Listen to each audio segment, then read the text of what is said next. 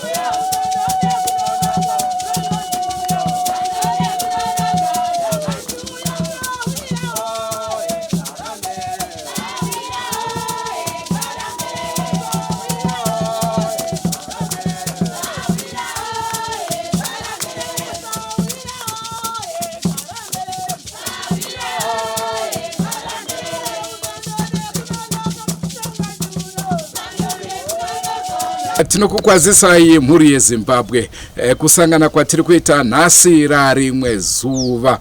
Tadzoka kunzvimbo iya yatakambokupai nhau yasechmo uya wokunzi arumwa nebere, vamwe vachinzi postmortem yakataura kuti akaita zvekuurawa haisi mhuka yakamuuraya. Ndo nzvimbo yatiri, uyezve nhasi uno tauya nechimwe chitiko chinosuwisa, chitiko chemwanakomana vakomana vaviri vanenge vaitamba nenyoka kusvikira nyoka yavaruma. Ukama hwevanhu nenyoka hwagara kana mubhaibheri chaimo, wakataurwa kuti munhu uchaitswanya musoro iyo ikakuona ichakuruma chitsitsino. Ndo nhau iripo muzuva ranhasi. Rangu zita ndinonzi Andrew Neshamba. Siyalibingelela muli yeZimbabwe ukuhlangana kwethu namhlanje kolunye uhlelo njalo lapho esihlangana khona lesenzakalo esibuhlungu esizwisa usizi esikajaha owalunywa inyoka waseshiya. Kuthiweke ababili ujaha lomfo wakhe abebesegangeni lapha debekhona bedlala ke lenyoka. Okuyinto emangalisayo ukuthi umuntu sibili edlale lenyoka lizwanane sibili, ubudlelwano bangikhona buhambe buphele kahle sibili. Akuyinto emangalisayo njengaseBhayibhelini. iBhayibheli yakutsho njalo ukuthi umuntu lenyoka akusoze kubonane, ubudlelwane bangikhona abusoze buhambisane. Kwaba lesithuko khonapho kusukela kudala, kodwa sokumangalisa ukuthi kathi abantu badlala njani lenyoka. Tiri ipapo vakomana vaviri vanonzi vakagara makore angangosvika 12 years vari kunyika yeSouth Africa, vachidzoka vakasvikovaka imba yavo yakanaka. Vazhinji vanoti vaitoshamisika kuti vakomana vawana kupi mari ava, asi pakuzogara kufamba kwenguva vakatanga vese kuita kunge vaakuruza njere. nekuti mumwe wacho atamuona angonditarisa nezoro rakadai ndichiedza kuda kutaura naye angoramba akanditarisa zviya zvokuti siyana neni ndobva ndatosiyanawo naye. Asi zvinonzi njere dzake hadzisina kunyatsoita zvakanaka. Vakomana ava kwavakaenda vakanowana nyoka idzi hapana anoziva. Ndo chirongwa chatati tikupei muzuva ranhasi. Amajaha lawa amabili kuthiwe beke bahlala eSouth Africa okumnyaka ekwana 12 okuthiwe bathe bephenduka kwele Zimbabwe abaphenduke bona bayakha indlu ngesiphangiphangi okuyinto eyamangalisa abaningi ukuthi kathi kuhamba njani, imali yangikhona ivele ngaphi, ibuthaniswe isikhathi bani njengabantu ababesaziwa bekhula bekhona apha endaweni leyo ukuthi sokuhambe njani, imali isivele ngaphi, okuyinto emangalisayo. Sike sazama ke ukuthi sikhulume lo mfowa lo sishile ukuthi sikhulume la isizwe ukuthi yena uthini, kodwa ke ilihle wasinikeze lona le ndlela ade sikhangela ngayo sehlekile ukuthi sithi ukukhuluma laye. Ngakho ke sithe simchiye enjalo. Iyo indaba esiliphathele yona ke muli eZimbabwe namhlanje. Njengansuku zonke siyalikhuthaza ke kubana li subscribe to YouTube channel yethu Drewmas Media. Drewmas Media, taking you to another level.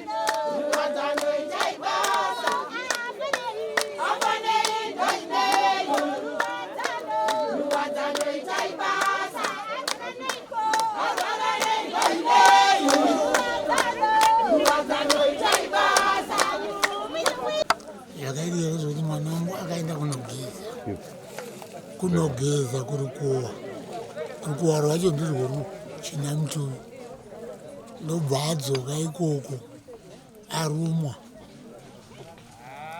ndobva aya kumba ndobva avanza kuvabereki vana amai kuti handina kuita se kurumwa.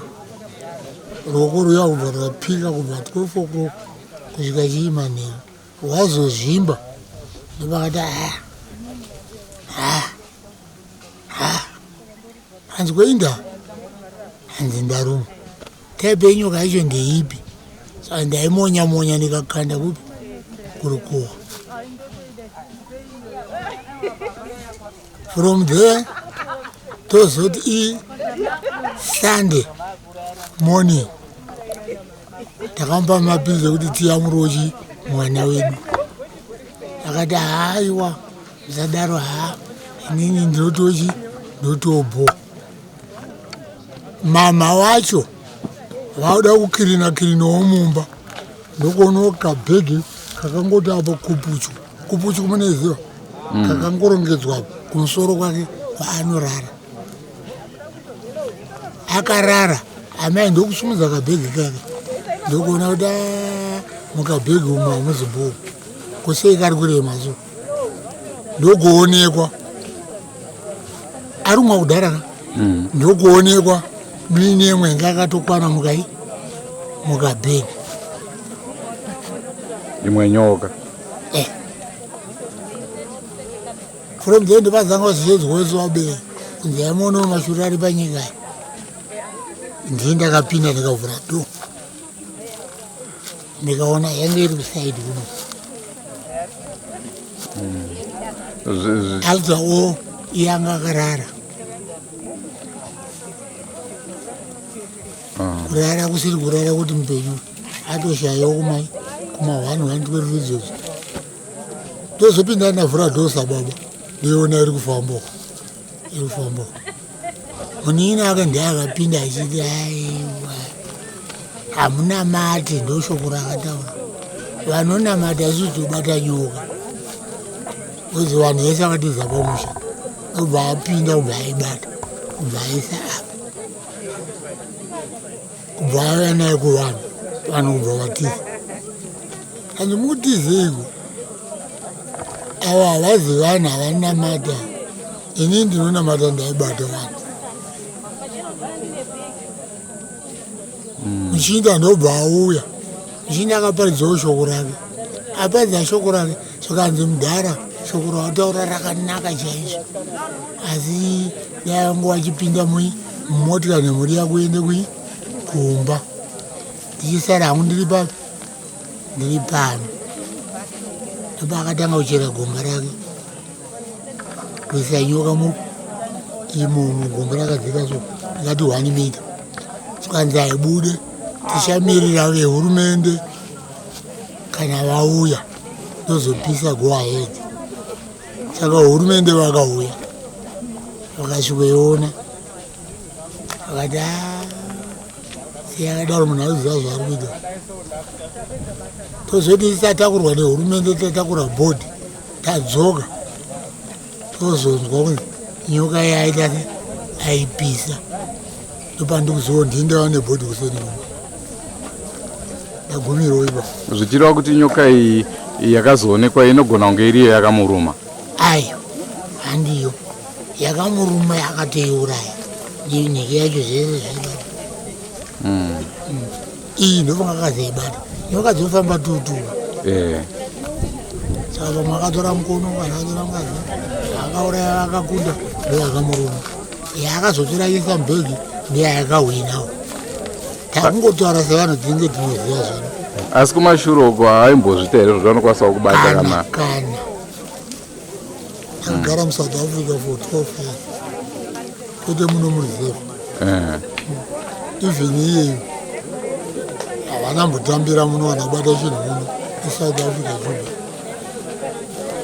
mwana uyu akangoya aruma auya aruma kunenyoka kudaro akadhireya aruma kudaro akazouya kusvika kuno kumaleki asikasangasikana kumatoka ndopa akaya chiti ndine nzara chindipewo chikafu ikati aitora chingwa changu chakatenga tikanzi hapana here ane tsangamidzi tikati tsangamidzi aiwa ndiripo tinokwanisa kukupa kuita vakamutora akanga abhurisa mvura yake ichi nemagwafu akabva atunda yakachena kwatsangamidzi yakatiwa wavhauya mupisa kubva arega zvichipora kubva azoruma saka chinonditengerewo bhodhoro refrisi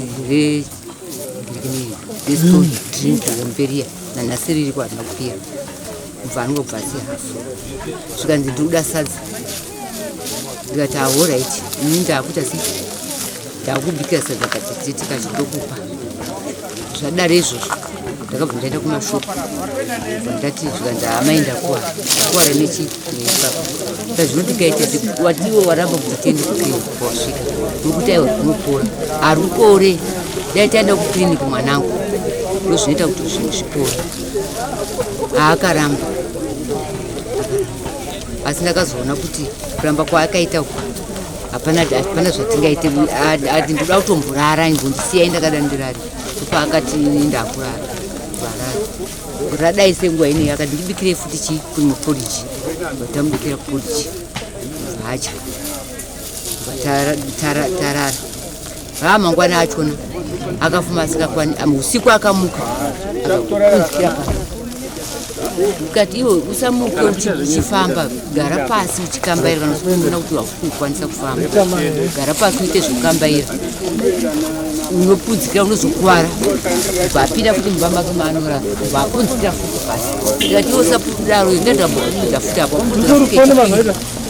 chipinda muwa murara usazosvika futisumuka kechitatu unozokuwara inotengekisimu unorawika unonakwanora makeka zvikanzi aiwa maigoreti taita sei tarara senseni akafunga kuti ndipikire podhi futi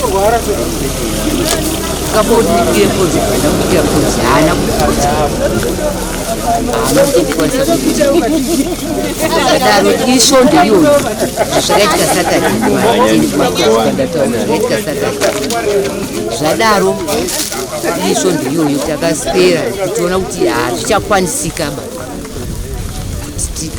takuri vakadombedza kuti tingaite se tingaendela here kuri zvaita sei nhasi svondo akurapi hazvichakwanisika ari kungorunga ari kungomburwa kudai gamba hunye uri kutofamba hwarumwa kurukova uku kutofamba saka takazongoti tikati iwe chiita sei radoka zuva senguva ino tikati chirara zvikanzi amai ndiisire mvura yekugeza hanzvadzi yake inge iripo uya indo bva yamuisira mvura yekugeza ini bva ndange ndaitanga kuisa mvura iye kubva uya nemwe mvura kubva muisira kubva abvise kubva ageza aiga mubhafu gamba kwai kuri kutorunga kuenda achitotsva zvadaro akabva angopinda magumbeza make achibva apedza kati chirara unodei chekudya nditengera dhini madhiringi acho nhasi arimo akarimwa 1 2 ariko izvozvo bva taita sei sadza ndakabika rikasara rakahana kubata kubva arara takati ndirarei kuma9 kubva ndauya ndikati munin'ina wacho ngaripo ndikati yo sana zurura zvikanzi amai handichazururaba ini michirara imo mumba mune mukomana ini ndakurara kupi kuno gamba aisa chihuri kudaro ndakati oraiti zvikanzi mamai ndagumi ini handingarari nemi enda mumba kwenyu ngomunorara bva ndaiti oraiti tozoonana time nobva ndaenda kunorara ikoko kumba 12 ndokwandakamuka ini ndichida kunomona ndakamuka kuma9 vanda akaramba kuvhura kuma9 ikoko aramba kuvhura kuma9 zvikanzi aiwe ndakudzokera pandataura bva ndadzokera futi kuma9 ikoko bva ndazodzoka kuma12 ndopandakati ari kuramba kuzurura kubva ndagugodza kubva aramba bva ndachipaza ndochebva chazuruka ndoone munhu yatofa bva ndangotora jeri rake bva ndangorepa kudai so vandati munhu yatofa chirega ndinhonge zvinhu zvavinge zviripo vandaona kabhegi kengaripa kabhegi akakei kane imwe nyoka yakenge iripo nyoka iyi yakenge irichi handauza kuti imhonye here ndakangoti bva ndasiya zvakadaro vandamhanya vandasiya ndafaza ndo ndikati nyoka iyi pamwe yakafa vandadzika kuna baba kumba kwavo ndikati imi mwana uyu ndamuona ashaya asi ndaona mune nyoka yandizoti imhenye here kana kuti yakafa ndomamunyera ndakaita saka makazomboedza kuda kuiuraya here nyoka iyi hamuna kutaura time kadza makasvika kumba kwangu kuma12 okuru kwandakaembwa ndikapindura kuti mukati inini kufamba usiku unayo ndizotaura kandozvodira handingafamba usiku uno ichienda itogozvona mangwana ndakangoswora romba mangu ndikati ndichapinda mumba umha muchaita uyu atotisiya uyu atotisiya uyu ini handichaenda izvozvo zvakaitika mwana wacho wavobava izvi zvinhu zvaitika izvi asati ambozviona asi kuti chotongoti iye muridzi anga achiita zvinhu zvake tianoziva kuti zvinhu zvake zvange zvakamira sei ino nhau yenyoka zviswa nhau yenyoka kuti nyoka shuwa munhu araridzwa mapikicha akawanda enyoka mwana akaisa nyoka muhuro aripo handisi kuziva kuti musha medu umu zvaakutotinetsa kuti ndizive kuti chii chiri kumboitika nekuti vanhu vakawanda inezvi ari kutokachamidzika nazvo saka ndinoti nini hangu semhuri tichagara pasi nababa totaura navo tinzwe kuti chii chiri kutaura nzvimbo Ndicho chirongwa chatakupai muzuva ranhasi chinonzwisa tsitsi chinosuwisa asika rufu mutongo waMwari kana rwakuinga runenge rwakuinga. Naizvozvo takubva munzvimbo ino yekwarota tichidzoka kuguta reHarare. Chokwadi mhuri yeZimbabwe nxa ukufa sokukulandile kuya sokuvele sokukulandile. Chinondishamisa shumba ndechekuti hanzi mukoma aitambisa nyoka achiisa mumapendekete omo akasvika pakuicherera akati ngaigare apa. Akati handisi kuda kuti ifambe kusvikira vemutemo vauya. Mapurisa akatozouyawo asi hanzi mapurisa pakanga asitaicherera ndo pavakatoona kuti munhu maitiro ari kuita aratidza ruzivo pamusoro penyoka, naizvozvo havana kumutyira kuti anga arumwe, asi tisingazive kuti mumwe wacho anga asina kuratidza ruzivo zvakare here. Uyezve nhau iri isiri kunzwisisika ndiyo yekuchengetedza urwere. Vabereki vachizvoona kuti munhu arumwa havana kuda kutora action, vakuedza kumupa madrinks shuwa drink rakazopedza poison kupi. Mashure maizvozvo mubereki wona nyoka iri mukabhegi, action yakatorwa hatisi kunzwisisa kuti ngatimboisiya tozoona mangwana zvinoshamisa. Nyaya yacho haisi kunzwisika ende ndofunga manzwawo zvakare woukama ataura kuti toda kutogara pasi tibvunzana mudhara kuti chii chiri kutora kuti chii chiri kuitika, nekuti zvinoratidza kuti vabereki vane ruzivo samao.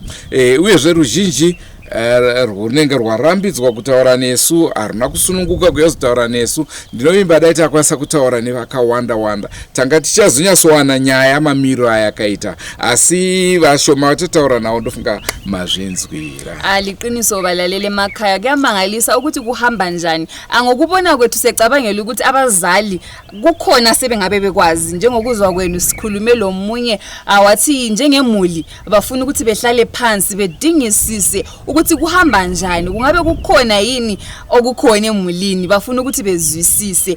Kuyamangalisa sithe sizama ukuthi sikhulume labanye sithole ukuvinjwa kancane nje besithi hayi isikhathi sesikwanile asifuni ukuthi likhulume lathi kunjani okwenze umsebenzi wethu wabangani unzima. Kodwa ke kubona laba abayenelise ukukhuluma siyathemba ukubana libambile lizwisisile lana ukuthi kuhamba njani.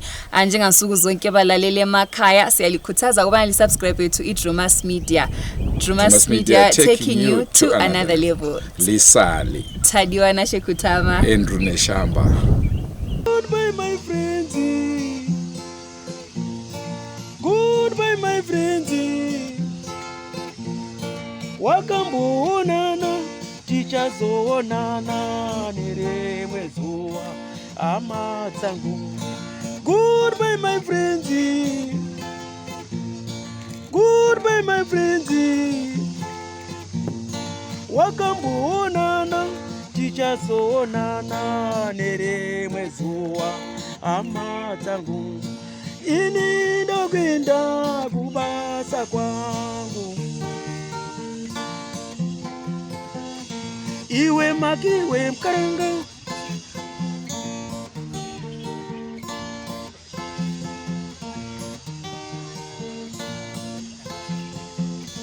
iwe makiwe mkaranga, iwe makiwe mkaranga.